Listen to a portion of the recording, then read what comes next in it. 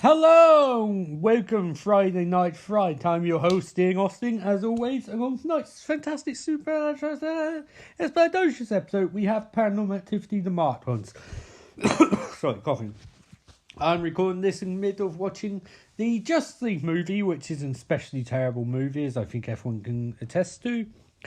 So yeah, we're going to get going for that in a second. Firstly, by now, de facto bit of sponsorship, because Ian wants to pay with all those pennies for all his fun little trips and gatherings and terrible movies I watch on this podcast. So I will be back in a second, right after this bit of sponsorship. So catch you soon. And we're back. Just a little preamble before I start. Paranormal Activity Tokyo Nights, last week's one's obviously my favourite one so far, because it was set in Tokyo and it's different and unique, had a lot of interesting characters and scenarios. I recommend that episode, by the way, very entertaining, one of my personal favourite ones. And also the episode that played on Tuesday, It's Not That Bad, Suicide Squad, which started a semi-regular new feature, which I was quite pleased with. And at the same time, I'd like to announce, I'll go into more detail on this later on, but I'm going to be doing, in May, 31 episodes of 31 days. Short episodes granted, but it's going to be Shudder Mania 2019. 31 days of every movie I can possibly think of to watch on Shudder Horror app. Shudder Horror app, obviously, for those who are familiar with this podcast from long term, remember that this podcast started life in season 1 as Friday Night Shudder. Changed Friday Night Fright, but I think as an ode to the roots of this podcast, I'll be doing the Shudder Mania month. So that will start on 1st of May and continue to 31st of May. Hope you enjoy it. But anyway, enough about that. It's time for Paranormal Activity, the marked ones. It's probably my most anticipated movie when I was originally watching Paranormal Activity ones, and an interesting movie in its own right. So yeah, I'll be getting to that just now, just after the Celestial Navigation pseudo opening title music. So stay tuned.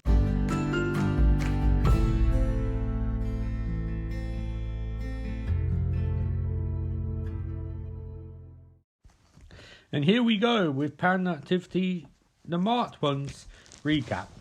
So we start in America, as most Paranormal Activity movies do, in a graduation ceremony, no less, at Oxnard. Not quite Oxford, because there's an N in 7F, but also there's an A in 7O. Oxford. Anyway, some teenagers fuck about making fun of what is actually a cool day. I think we're always that age to make fun of graduations. I know I make fun of my university ones, both of them. But at the same time, maybe we should look back on them and think that's actually a pretty awesome day. Or, get to celebrate your smartness, which is always fun to do. We have a Hector and Jesse as our two main characters, because this is Spanish/Mexican, and why not? Why not embrace the stereotypes immediately? As Ice Cube said in 21 Jump Street, embrace your stereotypes. You also meet Oscar, whose brother is a gangster, because why not cut down a list of cliches and stereotypes that we can go through as fast as possible. Later on, there's a party time, and we get some exposition about camera. Apparently it costs $300. And also some orphan banter, which I know is a favourite part of mine in horror movies. You get joked about how everyone's an orphan. A block party ensues with much booze and not a single stereotype. And by not a single stereotype, I mean not a single one, because there's a countless number of stereotypes. Discussion with the local witch and her kits off, which is quite a nice way to slut shame a middle-aged woman. We've got to make these characters as likable as possible. Hector and Jesse decide they're going to catch some thugs on camera and then run off. I really don't think Hector and Jesse are particularly smart, but I've been proven wrong before. We get some jackass pranks now as we go back in time. These pranks are about a decade too late. YouTube is mega thing at this point, but Jackass isn't. It's still made a few movies after this point, but pretty much dead. You also get multi-camera mode, which is a bit of variety. It's not great. It's not split screen from Tokyo Nights, but it's a step above that bloody awful Kinect shit from Paranormal Activity 4. Hector lands on his dick, falling downstairs, which, happens. They look up and see Oscar flee the witch as he does the walk of shame. Well, it's less fleeing and more walking, I guess. Some cooking takes place, and they're really embracing the Spanishness and Mexicanness of this movie. I know Spain, Mexico are different countries, but this movie doesn't seem to discern between them. The subtitles literally say Spanish being spoken. We get some tequila as Grandma is drunk and she starts to sing. Sounds of the witch having loud, kinky sets echo throughout the apartment. Hector and Jesse MacGyver a camera so they jerk each other off, but as it's to a woman getting... What did I write? Anyway, yeah, it's not gay because they're doing it to a woman having sex, so it's cool. I don't really know what the point for that exchange was, but there you go. We get the classic bit of dialogue. It's a naked woman, big ass titties. And I think it's finally time to admit that this franchise has actually got around to making a sex tape. Which is quite shit, because this is bloody awful. Grandma appears and freaks out how creepy this is, and I'm with Grandma. It's pretty goddamn creepy that these two arseholes, these guys who come across as very much Cheech and Chong, but without any of the charm, have MacGyvered the camera to record a middle-aged woman having sex with a smaller, younger woman, I guess. Naked Anna vagina blocks them, and then she reacts to their moaning and swearing, and at this point I wrote the creepy fucks, because this is really creepy. Like, even at the time watching this, it's a bit like when I watched Project X, and I was like, I feel genuinely uncomfortable watching this, because it doesn't feel like an entertaining movie. This isn't entertaining. This was always creepy as fuck. Really creepy. Anyway, later on, Jesse dances with his dog while Hector beatboxes. That's literally what happens. I can say that properly. Literally what happens. That small scene. My rambling lasted longer than that scene. They start to discuss Anna of their female bro, Martisol. I don't know what sort of name Martisol is, but I'm not going to make fun of it because it might be a national name. A kid in their block is dared to knock on Anna's door. He does, and Anna appears and curses them out. I mean, you're shitting wrong here. You assholes knocked on her door and called her a witch repeatedly. And suddenly she's in wrong. So this movie it's not going for a shades of grey. I think we're meant to relate to Hector and Jesse, but they're such assholes. Like, Hector and Jesse set off fireworks on the roof like a couple of arseholes, and these are two of the least likable characters I've seen in a long, long time.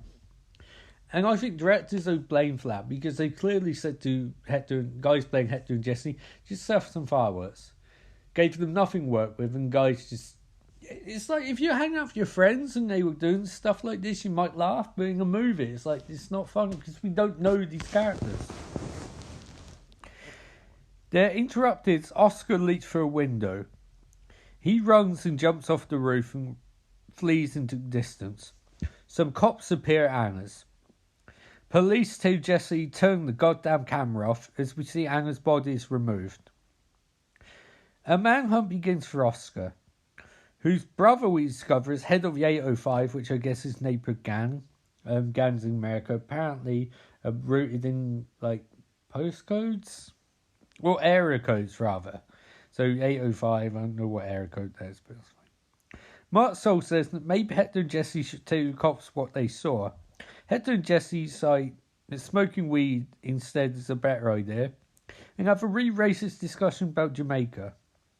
And then start breaking into Anna's. And I don't want to say too much, but I've never seen a situation or heard or been privy to a situation where two guys smoke weed and then decide to break into a dead witch's house. That doesn't strike me as something they would do, but what do I know? Hollywood clearly knows what smoking weed is like. They break into Anna's, recording all because why not? Apparently they're high and stupid. Anna's house looks like a murder house. There's loads of books everywhere, but they don't let us see them. I assume they're all cryptic, Necromonicon style books. They find some anal beads, but don't linger. I only think they know what they are. Jesse decides to jump scare Hector because, god damn it, this movie has to have jump scare, and it's not really succeeding on the actual scares front. They find a nursery, which is pretty weird, as Anna had no kids, and these characters are pretty on board, I think you can agree. Videotapes are everywhere, including a copy of Paranormal Activity 1988 on VHS. That's worth a lot of money. Actually, that's the point. Why didn't they release Paranormal Activity 1988 on VHS? Or here's a better question. Why wasn't it shot like it was made in fucking 1980s? Sorry, I'm angry. I get angry when I think Paranormal Activity 1988 and realise here's what you could have done. A dog barks and Arturo shows up. He says he's going to murder Anna. Hector and Jesse remind Arturo, Oscar's brother, that Anna is dead. Arturo stands by what he said, and the scene just ends. That seems like maybe there's a bit more of the scene. Like maybe, possibly. No? Okay, that's fine. Jesse's sleeping as Hector submerges his face. And if you don't know what a submergo is, it's when you get a dick painted on your face and you wear it as makeup for like 5 months as part of a terrible storyline where you are part of the nation violence and you're managed by a fat former wrestler and you look really sloppy and terrible in the ring. It's nice to see some Mojo's turns wrestling career around because TNA, God, they fucked him hard. And anyway, also, look, we're all 17 once, but past 17, this just isn't funny and it also just isn't cricket. Like, why would you do that? Why would you draw a dick on someone's face? Anyway, we also find out that Jesse has a bite mark on his arm, and if you've seen Paranormal Activity movies before, you'll know that this takes place an hour before it usually does. Chavo, the dog, starts growling at him, then he flees. Notice I'm saying the word flees a lot, and I'm not talking about what's on Chavo's back and what's on Jesse's face. Marzo sees the submergo and starts laughing, noting that Jesse is a literal dickhead. Jesse fumes when he realises he has a dick drawn on his face. Meanwhile, they read up on witchcraft and discover a time travel door. And at this point, I'm like, what the fuck is going on? These movies ask you to accept a lot, but time travelling doors? You haven't even shown the fucking ghost demon yet. And you have time travel doors? You're moving too fast, franchise. And also not fast enough.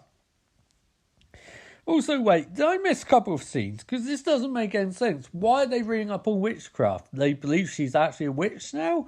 Why do they believe she's a witch now? How do they have such easy access to witchcraft when characters from Paranormal Activity who had more money couldn't find any books on witchcraft despite literally living in an apartment and neither of them working and having countless amounts of money?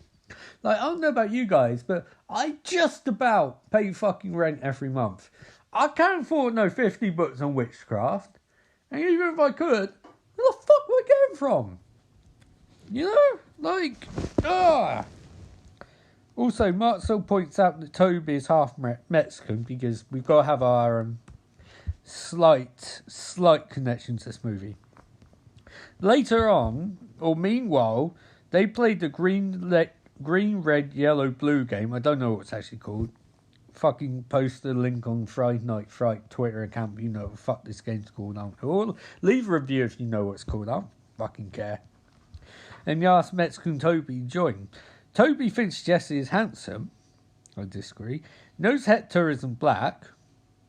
And sees what card Jesse is holding. Then he terrifies Grandma who confiscates the game. Right. Okay. Later on, or meanwhile, Jesse rides a bike. Then Hector and Jesse play basketball. This scene adds so much to the movie. The two of them try to hack a vending machine. Later on, the two members of the 805 appear. And they want a camera, which you know is $300 camera. Of course they want a camera. Jesse is attacked and knocked to the ground. He then uses telekinesis to KO both thugs. Hector and Jesse are startled, but they flee with the camera. And at this point, when I first watched this, because I've obviously watched this a bit, and this recap is a bit silly, but there you go. When I first watched this, it got to this point, I was like, fuck yeah, superhero movies. I love superheroes. I think that this was going to go sort of superhero way, and it kind of does, but at the same time, in retrospect, this is shit. It's shit. It's really shit. I know I can't usually leave my opinions on a movie, but don't let my words fool you. This is shit. This is really bad. This is not a very good movie. And it's not a very good movie because it changes up tropes of what you expect from Paranormal Activity movie by having a bit more action in it. But at the same time, this literally is definition for filler episode because none of this has any bearing on anything that goes forward. None of it. So, actually, and also at this point, if you watch this for the first time, when you stop and think, did I put Chronicle in by mistake? Because this is really turning Chronicle. And I have to believe that this was inspired by Chronicle to a large extent because it's literally found footage superhero shit. Which Chronicle, I'm not going to call Chronicle a masterpiece because I don't think it is. But it's a very well constructed movie. And this is not a very well constructed movie.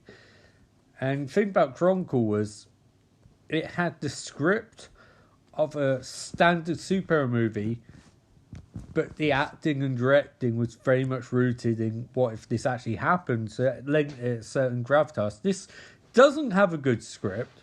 And I'm not usually I won't say Matt Landis can write a good script, but he struck gold with Chronicle and Josh Trank. It's one of those lucky accidents, I guess you can say. But this does not have a good script. In fact, I don't think this has a fucking script, to be honest. Marcel, Hector, and Jay study game footage of the KO the vending machine. Back to the colour game. Toby isn't playing at first tonight. He's a little shy. And then he points out that he's not Jesse's fucking guardian angel and hesitates when asked if he's good. He's not good. He's shit. He's a shit little boy. He's not Missar. He's a very naughty boy. Jesse tests out his powers. We discover that he can levitate. And we discover that Hector can't. We discover that Jesse can super jump. We discover that Hector can't. We also find out Jesse have super breath. Hector doesn't. They upload videos to YouTube, but are mocked endlessly. Hector accuses critics of jacking off to R. Kelly. Well, I think in retrospect, I don't think critics were... I think in retrospect, I don't think critics were ones jacking off there. I think it's probably R. Kelly, and it's probably very inappropriate. Probably. Jesse tests out... Well, I've already done Jesse testing out bad. Hector and Jesse crash the house party. Yes, you do. Jesse tricks a woman into a kiss, which is kind of creepy, but she's into it, so what I know. Jesse then realises he has the ability to buy super amounts of alcohol, and Jesse, I had that ability once too. It doesn't really merit any positive results. Good memories, though, if you can remember it.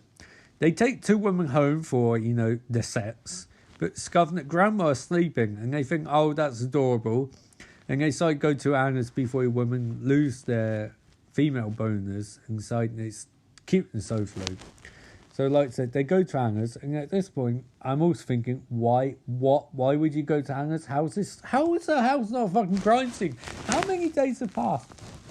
The one fucking movie where you need to let us know what the passage of time is, and you don't let us know what the passage of time is.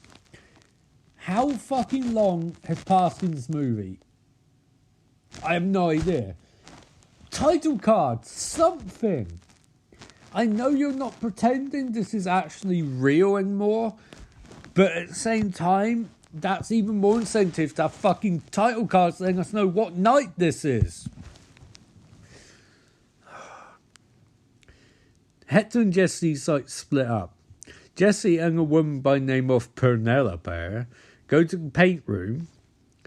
Oh, it's time for a sex tape. Penelope says that she wants the shit fucked out of her. And look, I'm sure there's some women that talk like this. I'm sure there are. But I don't believe it for a second in this scenario. And I think it comes across as fake. I mean, this whole movie's fake, but you know what I mean. It's not, this isn't very convincing. It seems like some guy off screen's told this actress to say that. And she has, because she's not saying the line. Jesse remembers that he forgot a condom, if that makes any sense. Like an arsehole. And he doesn't bring up until she brings up. Like, what, was he just that stupid? Are we meant to think Jesse's a virgin here? Doesn't understand he needs a condom set? Are we meant to think he thought he could raw dog it and go bareback and she wouldn't notice? Because, Jesse, dude, there's a difference between your penis in a condom entering her vagina and your penis without a condom entering her vagina. She'll know the fucking difference. You know? Like, what the fuck, Jesse? Jesse runs out to get a condom. Penelope's horniness dissipates as she starts realising what's going on, and also that she's in the flat that used to be owned by a dead witch.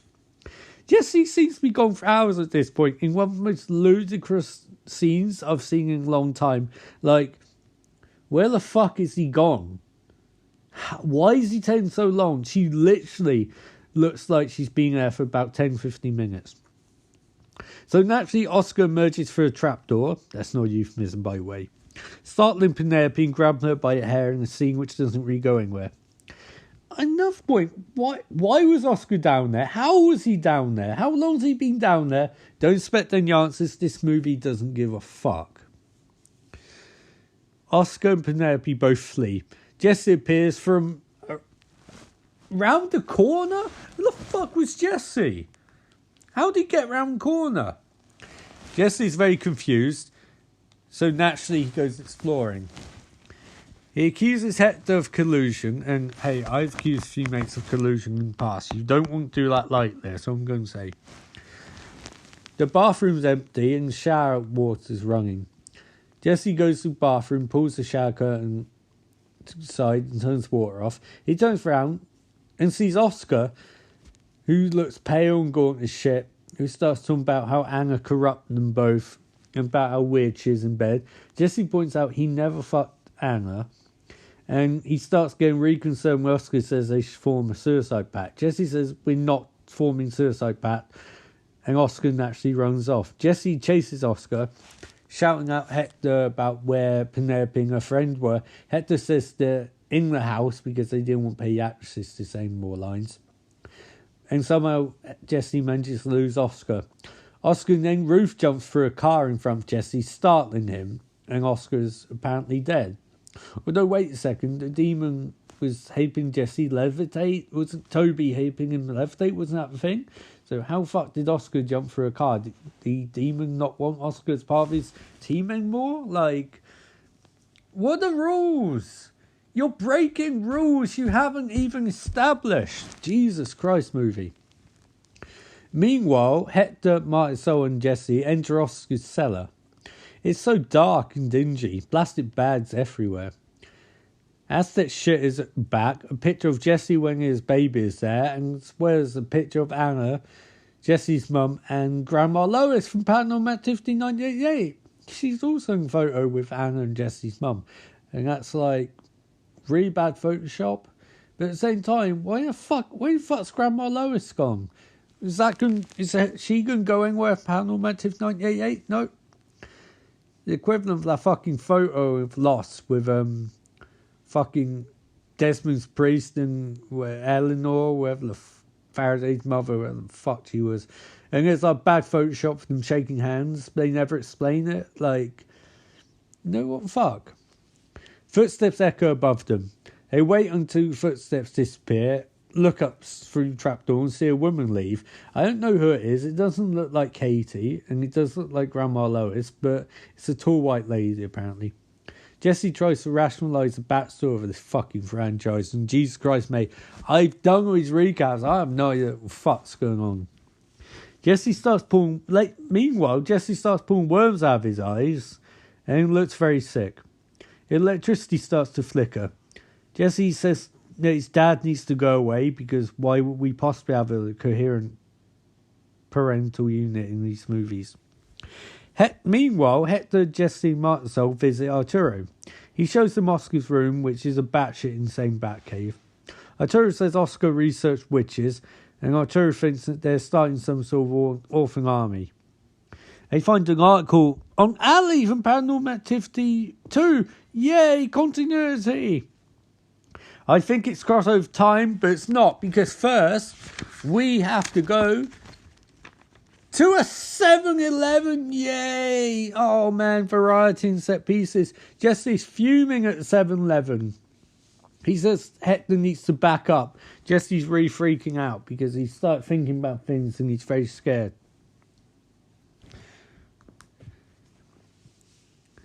Some dude starts talking Martisol and Jesse's like, oh hell no, S.A.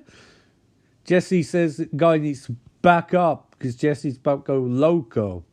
Says the guy needs to back the fuck up before he gets fucked up. He's quoting Limp Bizkit now, guys. He shoves the guy, and when guy shoves him back, he uses pyrokinesis to knock the guy clean across the store, smashing over a display stand at the time. The manager starts telling Jesse to get the fuck out.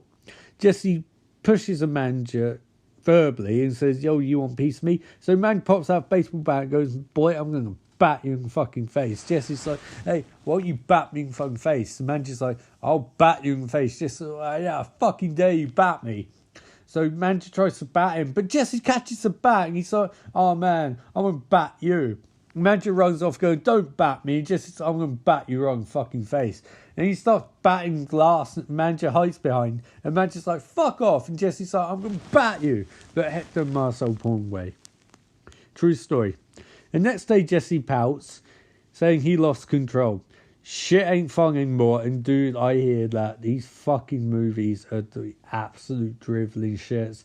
I'm so tired of these. I'm recording this at 8:49 on a Tuesday after a full day of work, and you miss watching Justice League. This is fucking excruciating. Bring on Shuddermania, guys. Bring on Shuddermania. Anyway, back to the colour game. Toby's shy tonight. Oh, you shy boy. He's such a shy boy, that Toby. Then he starts fucking Jesse, refusing to leave him alone.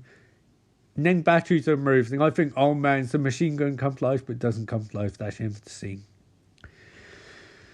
Jesse searches for Java, and I'm like, what is this, an episode of WCW Monday Nitro from 1998? Apparently, Chavo's in Oscar's cellar. And I'm like, what? How's he in Oscar's cellar? I don't know what's going on. Jesse investigates. A shadowy figure appears behind Jesse. Never told who it is. Jesse ventures into the cellar, past the plastic bags, where he finds 1988 Kate and 1988 Christie. Holy crossover. And I'm like, wait, what the fuck? How's that make any sense? So wait, hold up. Are these the actual kids? Are these the actual kids? Are these ghosts? Because Kate and Christie aren't dead. Christie's dead, but Kate isn't. And Christie died in her 30s, late 20s. Not when she was 8 years old. And also, these aren't the actresses from Paranormal Activity 1988. They're not the actresses. So what the ever-loving fuck is going on? Are they time-traveling ghosts? This franchise throws out questions and answers. They throw answers to questions no one asked. And when you ask them, how does that make any sense? They don't answer you. What is going on? Why are 1988 Kate and 1988 Christie there? What the fuck? Jesse realises this doesn't even make any goddamn sense. He tries to leave, but I fuck it. Grandma Lois kicks the trapdoor shut. Why not? Jesse starts freaking out and hears a kid cry behind him. And then he sees a dark, red, ominous force from behind plastic bags. Toby, I guess? But I don't understand because Toby in this scene looks as big as Jesse, but in other movies he portrays a child. So I have no idea what the fuck is going on at this point. Meanwhile, Hector visits Jesse. Apparently, the word muse is written in shit on the wall. And look, I know you don't like classical composites, Jesse, but that's a tad harsh. Oh, that's mouse. Well, fuck it, same thing. Jesse gets camera back and says he's going to make a movie about Hector, recording Hector on camera. Hector isn't sure if he'll play in China, and I'm thinking maybe he's right, because I don't think any of Paranormal Activity movies are played in China. Mark's on Hector contact Ali. She recaps Paranormal Activity 2, filling in Paranormal Activity 1988 and Paranormal Activity 4 plot holes, but she doesn't do a very good job, because those movies still don't make any fucking sense. And also, how can fucking 1988 Kate and 1988 Christy time travel? As the kid says, I don't understand. Ali informs us, Paranormal Activity 2 Ali informs us that anger infects young men to create demon soldiers. And at this point, I'm like, oh my god, that doesn't make any fucking sense. That doesn't make any fucking sense.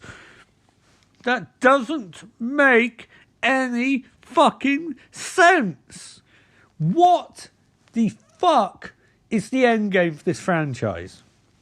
I've watched all of these movies. I have no idea what Toby's plan is. I have no fucking idea what his plan is. I don't know why it involves witches. I don't know why it involves fucking demon winter soldiers. I don't know why it involves the firstborn of Kate and Christy. Of fucking linearity. I don't know why Kate and Christy act like their mum's alive when she's not. I don't know where Kate's friend from Paranormal Activity's gone, the one who may or may not have freeway with Kate and Micah. I don't know why Ali is giving out this information but doesn't seem terribly concerned. She's just... I won't blame the actress, because I don't think that the Ali actress' fault when she's literally asked to show up for one day's filming in this piece of shit movie and probably not given the scene, probably told, here's a fucking book, improvise a scene. So she did. And, this is just the fucking worst. Grandma freaking out. Right. Meanwhile, Grandma freaks out. Jesse and Toby discuss Adam Sandler movies as Jesse uses telekinesis torture to Chavo. And I'm like, that's double torture. In fact, Doc knows who Adam Sandler is. He's fucking terrifying at the moment. Naturally, a visit to an anti-witch store ensues as a cleansing is required. Your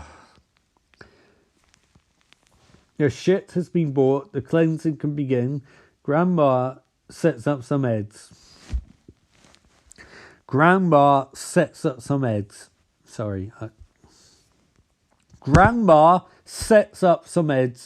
I can't say that and have it make any fucking sense. Why is she setting up eggs? Jesse isn't convinced and also isn't compared. Jesse grabs Grandma's wrists, then slices them open, and then he has a seizure. What is going on? The lights go out. Night vision time.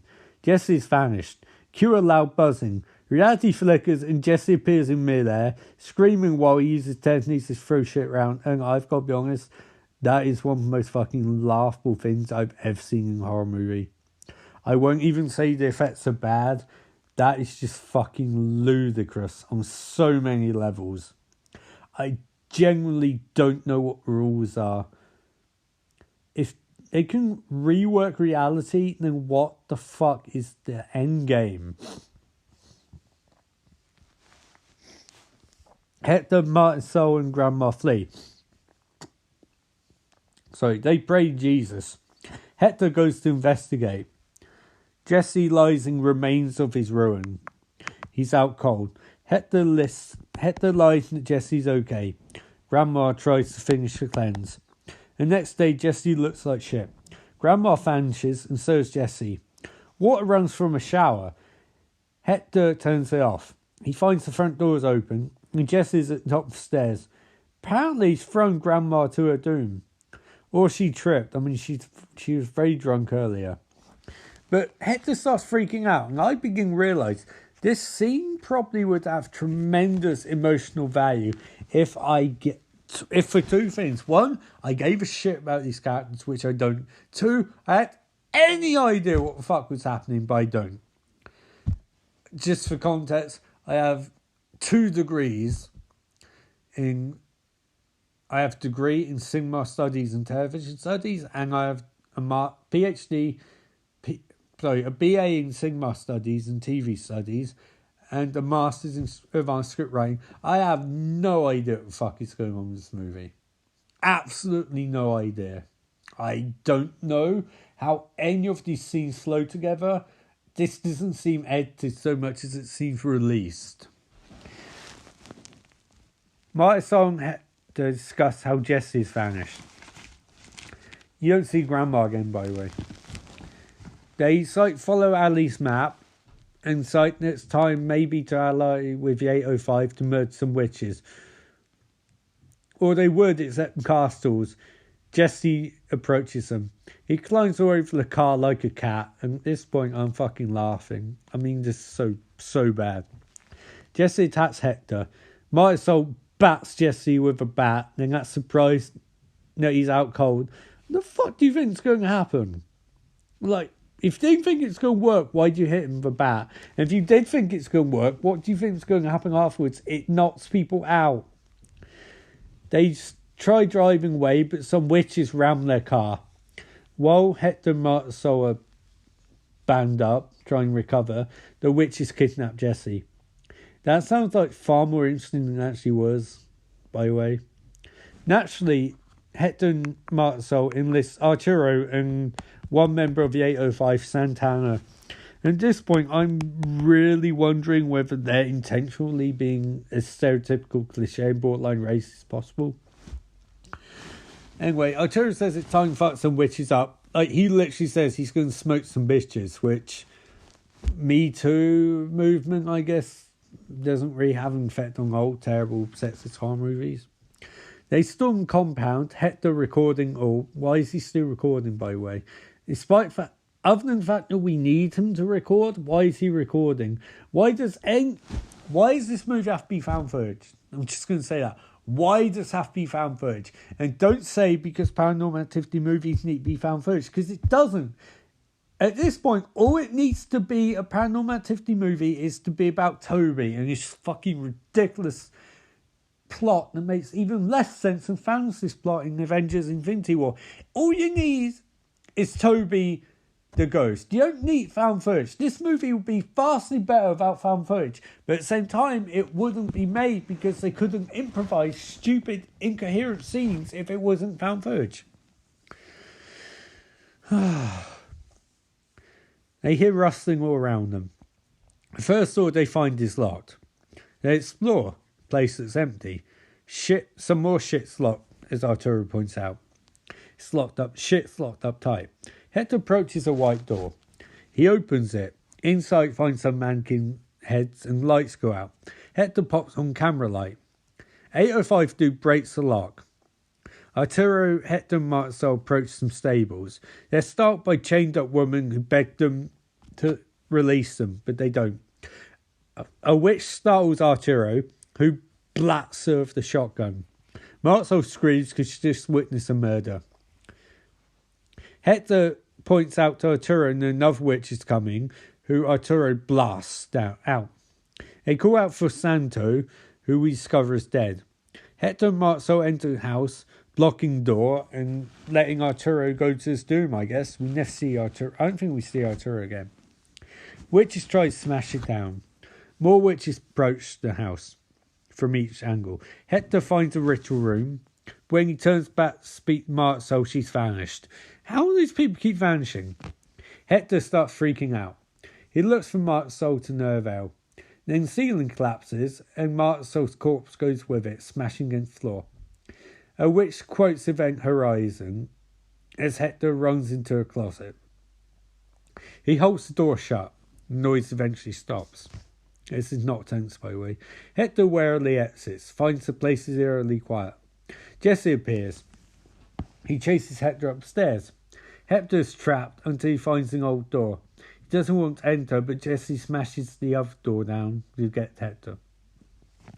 So Hector goes through the old door, and lo and behold, he travels back in time to the original Paranormal Activity movie, because why the fuck not, you know? He's in the kitchen. Possessed Katie walks downstairs. Hector approaches, still recording. Katie freaks out at random bloody Mexican man recording on 2011 camera and screams. Sorry, guys. Right. Okay, I'll finish this bit. Micah runs downstairs and knocks Hector down with one punch. Katie then turns on Micah. Hector runs, but is taken down by Jesse, who growls and I guess eats him. There's a few seconds and then possessed Katie turns the camera off. Okay, pause. Okay, so do you remember how Paranormal Activity ended? Katie went downstairs, possessed. She screamed. Micah ran downstairs. And then Micah was murdered by Katie. But we didn't see how or what happened. And then Katie threw Micah into camera upstairs. And the movie ended there. So what this movie is trying to ascertain is there's a bit more to the ending they kept off camera for obvious reasons, where Katie, possessed, suddenly became unpossessed and realised there's a strange man in the kitchen recording her, who's covered in blood, screamed, Micah ran downstairs, knocked this man down, Katie murdered Micah, and then Jesse murdered Hector. But where did Hector go after this? Where did Jesse go after this? Did Jesse and Kate go back to 2011? Did Jesse and Kate go back to 2011? Did they use the magic time traveling door? I mean, I don't really understand. Like, this takes the off-screen nightmare. Like, Paranormal Activity's ending was effective because you had no idea what the fuck happened. Some people have alleged they heard multiple voices downstairs on subtitles and in the background. It's creepy. This isn't creepy. This is fucking ridiculous. This is really, really stupid. And it makes Paranormal Activity even worse than it was. It's the equivalent of, like, if they made a Blair Witch sequel and you saw that there's a monster in the woods and it's composed of sticks and it looked like Swamp Thing. It's like if they did that, but who would do that to Blair Witch? That would be stupid. If there's a stick monster which could channel names and if you turn around it murdered you, I mean, that'd just be fucking stupid, you know? Who would do that? Anyway, this was Paranormal Activity, the marked ones. I'll be back in a few seconds with my wonderful reviews. I'll catch you shortly.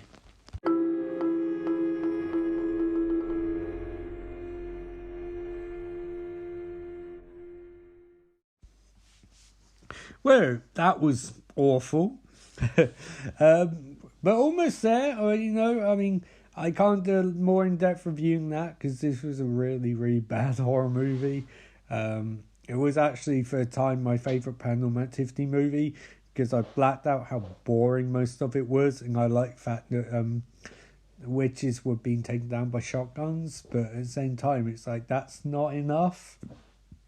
Especially at 34 years old, that's not enough anymore, seeing witches get taken down by shotguns.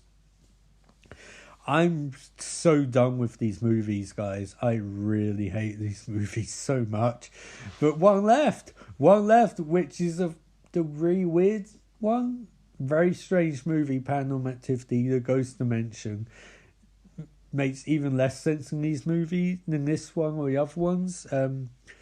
But at least shit happens, I guess, because it's a finale of the movies and finale of my Paranormal Activity coverage, because despite the fact that I've bought every fucking movie at this point, which I'll probably never watch again, I'm